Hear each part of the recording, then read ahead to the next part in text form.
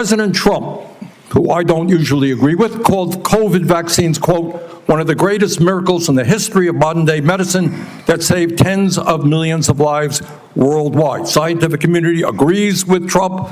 Lancet study found that it prevented almost 20 million deaths during their first year of use. Secretary Kennedy, are President Trump and the medical community right, or do you still believe that the COVID vaccine was, quote, the deadliest vaccine ever made? No, first of all, I didn't say that. I said that in terms of affairs reports a while ago. I said today, I think that President Trump should get the Nobel Prize. So who's right? Is Trump in the medical community right, or are you right? President Trump did an extraordinary piece of leadership. Is he right or wrong? Did COVID save millions of lives? As I said, he got Americans back to work. At that time, that particular vaccine was perfectly matched to the virus that was circulating then. And I have no idea how many lives it saved, but it saved quite a few.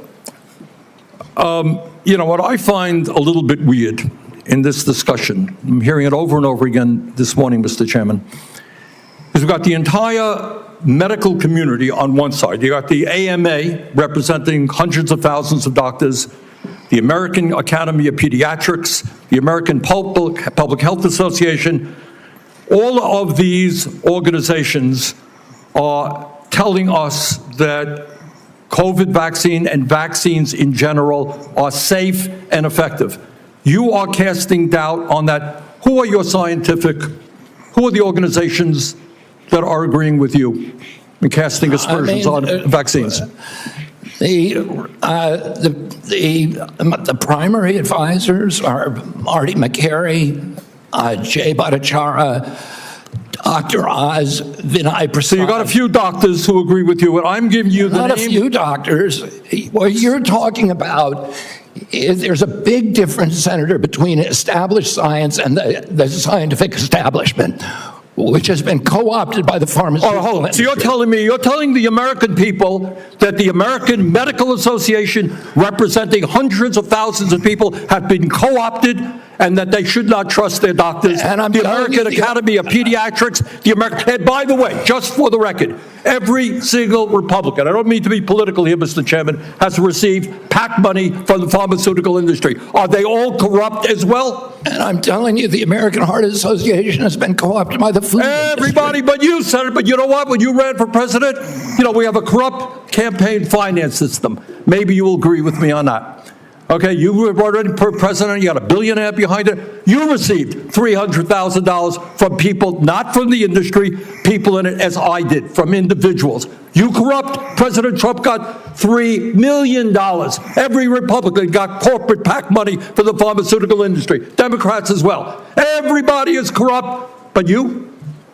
Is that what we're looking at? I don't think so. And I think the issue now... I don't even know what you're talking about. Well, I think you do know what I'm talking about. I don't know what you're talking about. The issue is every time anyone disagrees with you... Are you saying the pharmaceutical industry was supporting my presidential campaign? No, I'm saying... I don't think so. I'm not saying that. I'm saying that the pharmaceutical industry is a greedy institution which is charging us the highest prices in the world. They are pervasive. But to suggest that every institution, the AMA, the pediatrics people, is corrupt because they disagree with you is an insult to the American people. Listen, people disagree with me all the time. I have arguments in my agency, heated arguments every day with Jay Bhattacharya, with Marty McCary, with Dr. Oz. You have given the names of a few people. I have given you the names of organizations representing hundreds of thousands of doctors and scientists. I yield, Mr. President. Senator Tillis.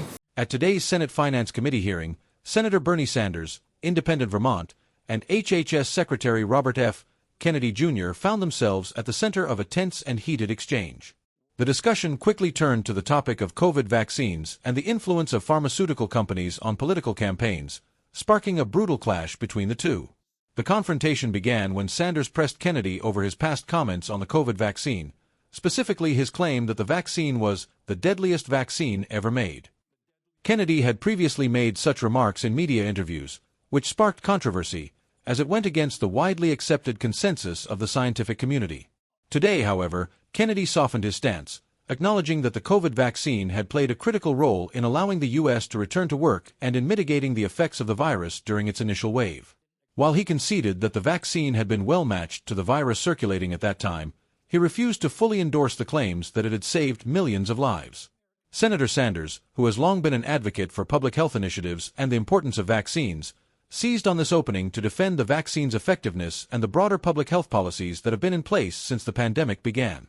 Sanders pointed out that the overwhelming majority of medical organizations, including the American Medical Association, AMA, the American Academy of Pediatrics, and the American Public Health Association, had endorsed the safety and efficacy of the COVID vaccine. These institutions represent hundreds of thousands of doctors and scientists across the country who had consistently backed the vaccine as a critical tool in the fight against the pandemic. In contrast, Kennedy pointed to a smaller group of medical professionals who share his skepticism about the vaccine, including Marty Makary, Jay Baccara, Dr. Oz, and Vinnie Priscilla. He argued that these experts had raised valid concerns about the vaccine's potential risks, particularly in light of what he perceives as the medical establishment's close ties to the pharmaceutical industry. Kennedy suggested that the medical community had been co-opted by Big Pharma, which he believes had too much influence over health policy and vaccine recommendations. This claim is a central tenet of Kennedy's broader critique of the pharmaceutical industry, which he has long accused of prioritizing profit over public health. Sanders, visibly frustrated with Kennedy's insinuations, countered by emphasizing the widespread and nearly unanimous support the vaccine has received from the medical community. He asked Kennedy if he truly believed that organizations like the AMA and the American Academy of Pediatrics, institutions that represent countless doctors and healthcare professionals, had been corrupted by pharmaceutical money. Kennedy maintained